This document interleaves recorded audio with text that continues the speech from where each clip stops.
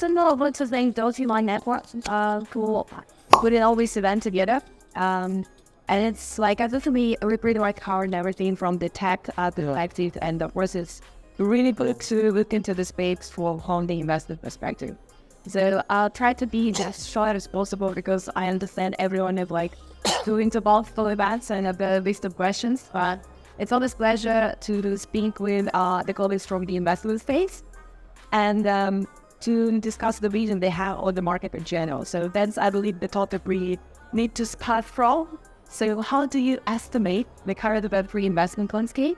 So what kind of trends is in the market and like what is your vision you're seeing the market content?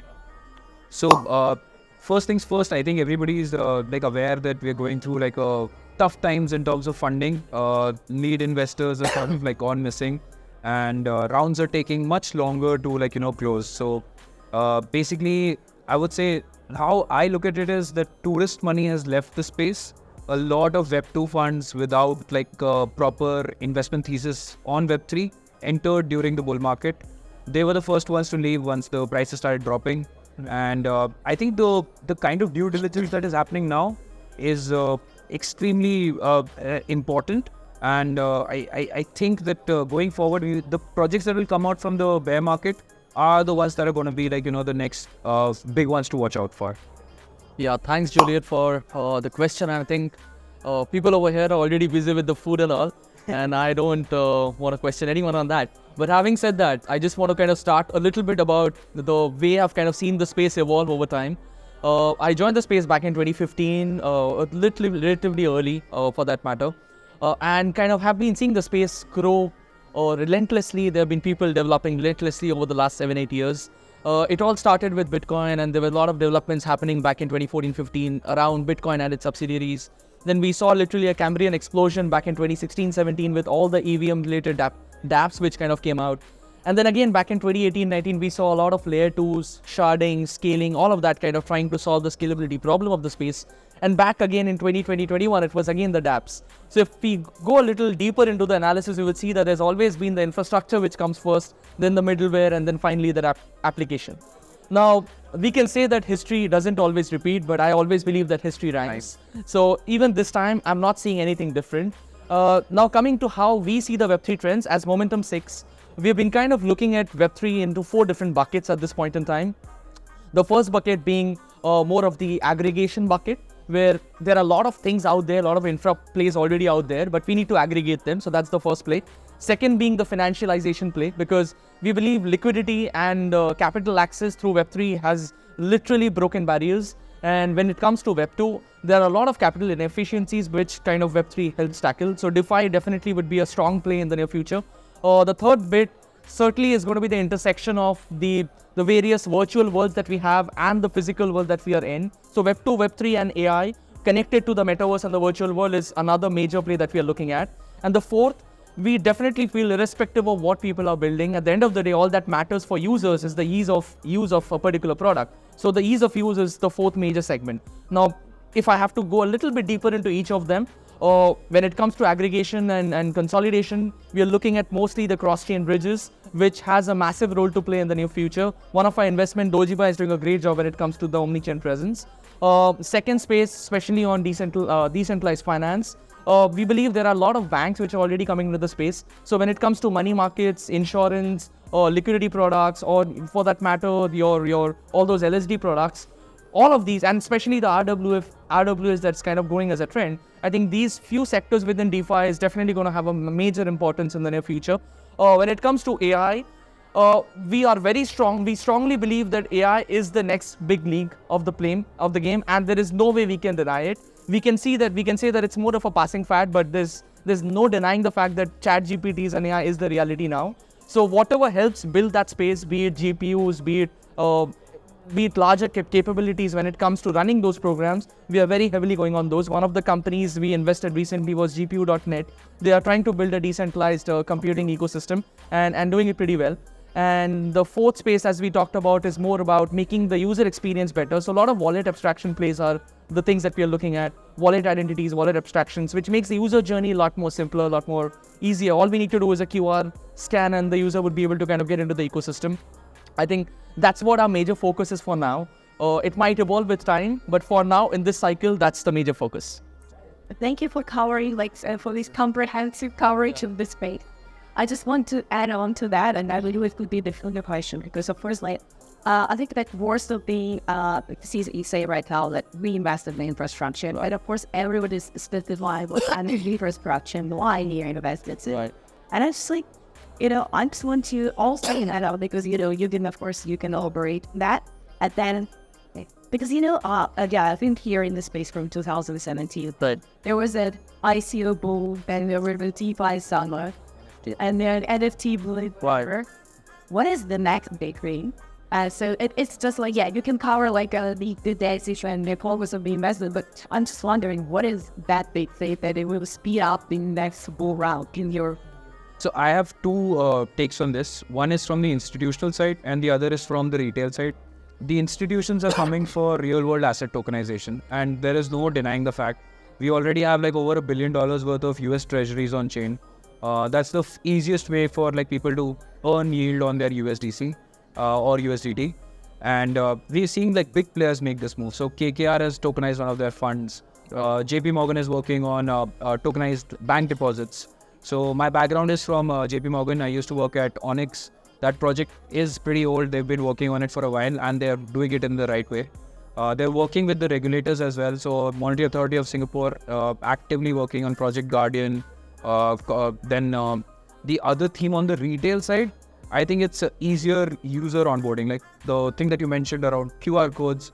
So if you remember in the previous cycles, account abstraction, NPC tech, Right. they're going to make wallets seem as easy as signing in via Google or something like that. Right. The previous cycle did not have users because it was so difficult to onboard users. Right. You had to maintain your private keys. You didn't need to do your recovery phases.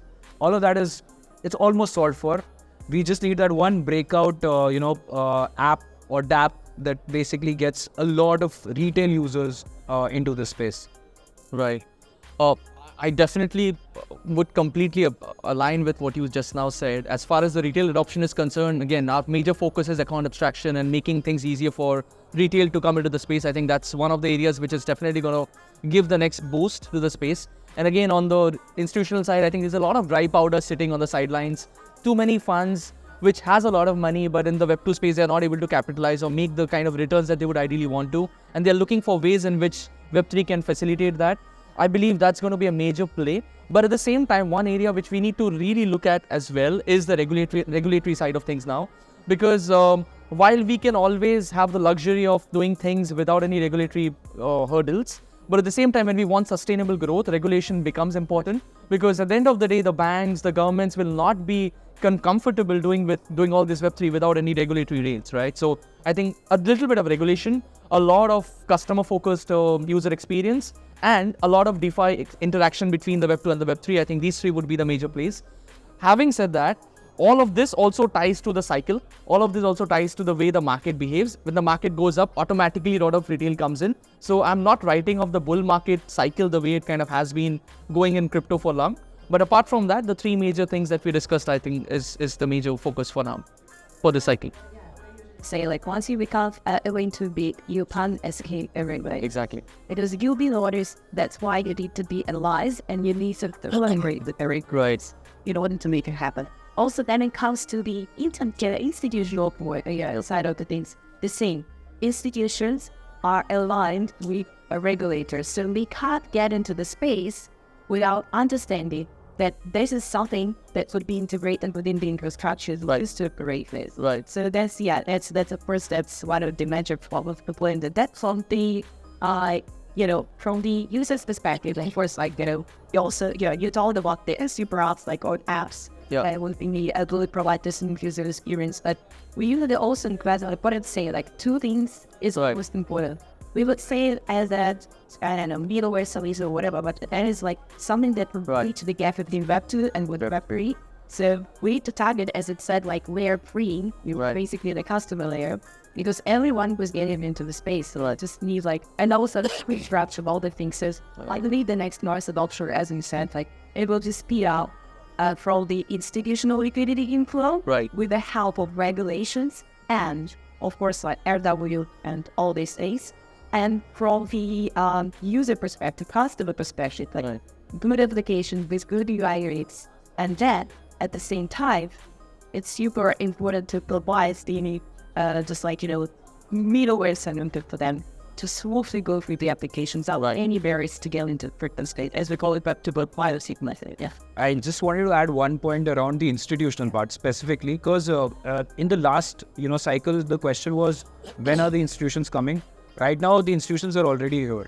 Like, they're taking a more combative approach to even regulations, like BlackRock filing for the spot ETS. That's like they would have done it in the last market. Franklin Templeton recently, and their CEO was there at Token as well. She mentioned how bullish they are on like Bitcoin as an asset class. So I think it's going to get way more quickly, mainstream than we can imagine.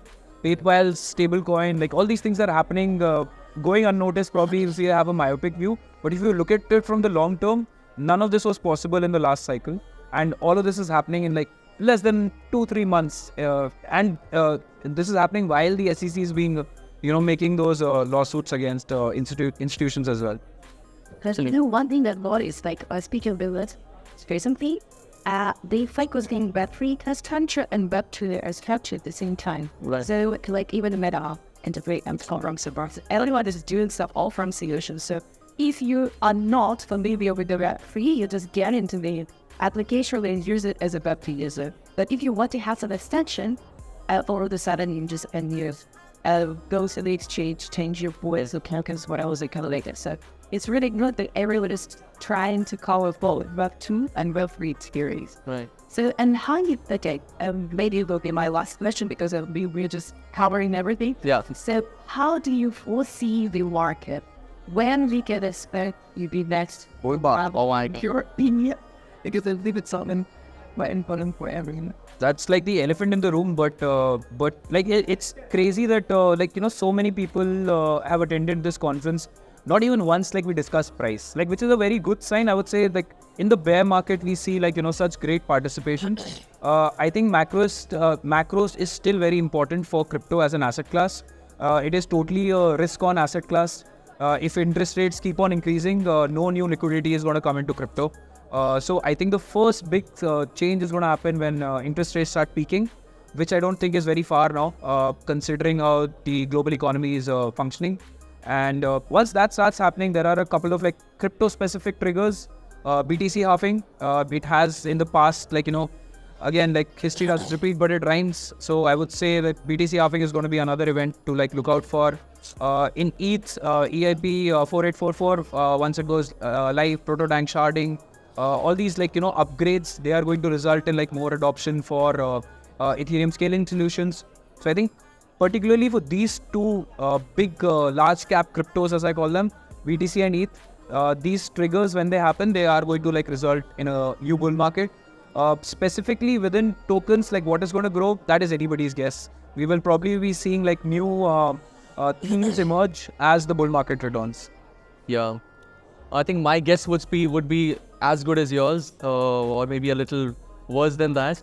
But yeah, having said that, like, I think same triggers, the triggers are pretty much the same for all of us. We are all looking at BTC halving as one of the major triggers because history doesn't repeat but rhymes. And 2024, we are presuming that there's going to be some movement in the major coins. And then the way it has kind of happened over time, that BTC moves first, and then after that, the major alts move, then the micro alts move, and eventually all the ICOs and the super micro caps kind of go up. So we don't see any reason why that should not be the trend any further as of now. So if it goes to me, then I would say like 2025, 2026 would be the year of the bull run, hopefully. But yeah, who knows? Well, it's good to know that our vision is aligned. But I just want to add on to that, it's interesting to see that by episode, markets becoming more and more Mature, yes. And we're not material, not that so that the market went down. So many people are so desperate, so many people just, get out and change their interest and start a new business. And right now, I believe everyone is here in this space. First of all, as you can see, there is never a bear market. There is never a bear market. Everyone is focused. Everyone is focused on heralding. That's for sure. And Secondly, everyone is still positive about the future. No matter what happening right now, we just keep on growing. Yeah, I think people have realized already that this market is not going anywhere. It's become quite a big, decent sized market, and the way that we are building things relentlessly day in, day out. There's no dearth of talent in the space. There's no dearth of brain power in the space. There's no dearth of money in the space. So there's no reason why the space is not going to grow from where we are to maybe the next league, maybe 10x or 100x from here. So yeah, that's the vision that we hold. That's the promise that we hold, and we believe soon enough those things would be realized. I just want to add, like, I don't want to give a multiple to it, but the last cycle you mentioned, because of the pandemic, there was a lot of retail money that flew in. This time it's going to be institutional money, which in itself is like 100x of like, wow, retail participation. And crypto has always been like a retail first driven sector as an asset. It's now going to change to an institutional driven asset. So let's see like how that plays out. I'm super bullish. So yeah, I believe we call it pretty much everything. Just in case if someone has a question, we are having to ask, like, no, is it better? Cover of both companies or side and other sides, but anything about Web3 gaming, is it that we have to be worried or we have to be concerned if you say that the connectivity is not there, the play to earn is not perfect idea and it's failing somewhere? What is your opinion? Yeah, Web3 gaming has been a space that we have invested quite deeply in, like more than 70 investments for us in the last 3 years. Having said that, a lot of them have not really done that well, so like can't take the credit for all of those. But I believe the way the gaming space has evolved now is that we have realized that building a game is really costly. Like it doesn't happen with a couple of million or maybe half a million. And there has been a lot of promises that game developers had made in the last cycle, thinking that we'll be able to kind of build multiple X companies or maybe multi-million dollar companies with raising maybe a couple of $1 million. That doesn't really happen. So most of these companies are now fizzling out when it comes to their burn rate. They're not having enough burn to kind of sustain the team. They're cutting down the teams. And that has been a consistent trend that we have seen over time. Second problem that we have seen in the gaming space has been around the token model. Like many people tried to come up with 2 token models, one with a stable coin, one with a variable coin, but then that has also not played out that well. So no one really knows how the gaming ecosystem will really play out in the near future. Obviously, people have different views. From our point of view, we are focusing more on game studios these days. Like for example, we are very heavy on a couple of gaming studios. Recently that we invested in was Ready Games. They are doing some really good job. I think Niloptal has also got into that. So the gaming studios are doing some good job when it comes to the BD, when it comes to bringing the Web2 games into Web3. Because at the end of the day, we don't really care what game we are playing. We really care about the quality of the game. And when you have maybe a couple of $1 million, it's very difficult to build a great game. There are a lot of Web2 games which are already there. Amazing games. People have been using them, playing them for years. All we need is a great Web3 tooling guy who can make the transition easy and can bring those games in the ecosystem in a very seamless fashion. I think that's what our main focus is right now as an investor. We need to say back to the days. We also have our own 30 games as we in our portfolio. And you were talking about brain phase. Right. Basically, like, I believe right now there is a transition period for the Web3 games that everyone realized, like, it's not that easy to build a game, and especially to make these games succeed and to make people to play these games. Right. And they're not that when first. We need the Web3 space. So most part of the customers we have, they're Web2 beings. They just know it, right? And they don't understand how to use blockchain. So during this transition period, what we need to know, it's okay. Ready Games is basically what we call it game and infrastructure. Right. So first of all, we are creating the tooling, also the infrastructure to smoothly convert Web2 games to Web3. So, and secondly, there is like no proper in-game economy, unfortunately. Right. We tested different models, we tested different mechanics, but like I can't say that there is one which can walk, which can walk consistently. So, for example, Xfinity, it worked that at that time and that market, but it doesn't work right now. No. So gamify. So, and most people realize that it's just a speculation. So what we can do right now is to take, for example, some Web2 games. Then we can build upon it. So it's going to be either like some tooling solution or infrastructure. Just one last point you can do. Probably as a gateway to that can happen. And then, of course, like in a period of time, we can expect some proper Web3 games to come to the space. But I believe it's going to be like 5 years. Maybe probably, as you mentioned, guys, like 2025, 2025, back some games. And of course, like as investors, we are here for the long term and hopefully it will happen. Yeah. But having said that, just one point, like we are definitely not giving up on games because game has always been a thing which even a 5-year kid plays and an 80-year-old enjoys, right? So at the end of the day, when it comes to mass scale adoption for crypto, we strongly believe that gaming would be a sector which is going to play a big role in that. So definitely not giving up on games. We just believe that it's a transition time where the games needs to evolve a little bit more. Possibly in the next 3 to 5 years, that phase will come where actually the real world games will become a lot more Web3 focused. And then I believe the real transition would happen to the Web3 games. So yeah. You just said what I was going to say. Oh, so sorry. Games, like gaming is going to be the key for getting like mass adoption for Web3 because there are already gamers. They have like in-game assets that they exchange with each other. That's like the perfect fit for blockchain. And big names are coming in. So EA Sports now has like an integration with the Nike Swoosh NFT marketplace. So you can start buying, like if somebody as big as EA Sports starts giving you NFTs, the use case will get more mainstream adoption quickly as well. Yep. So if it's like some or some big game picks app. So this friend takes is one of the them, or what is the direction you see as a social fine or a particular successful hero will bring a lot of new users. So any other speculation about the application which will bring more, or if it's the next 10 million or 100 million users?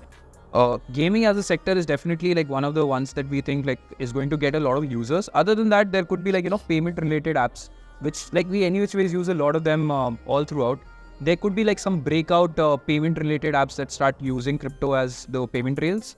Then there is loyalty programs. These are also like they exist amongst like certain siloed versions, like you use it for your airline miles, use it for like hotels. But there's not like a super app which like sort of combines, which is possible via like an NFT play or like a tokenization play.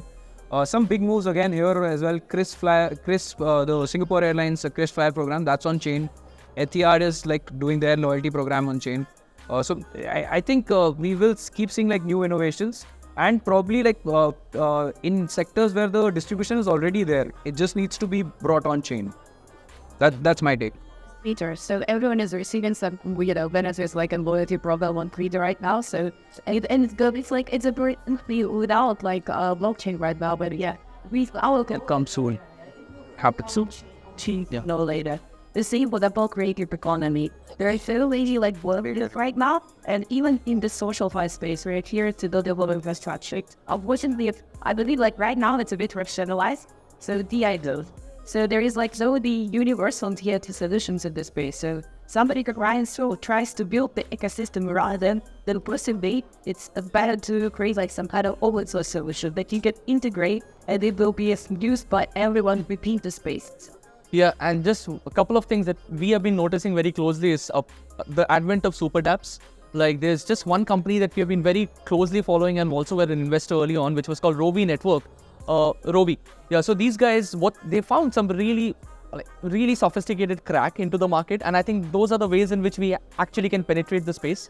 So what they did was they're more like an application which anyone can use. Now what really happens, we have been WhatsApping people day in day out, right? Like we use those applications day in day out. Now if there's a way we can bridge WhatsApp into the Web3 space, if there's a way we can incentivize people to use a WhatsApp, right?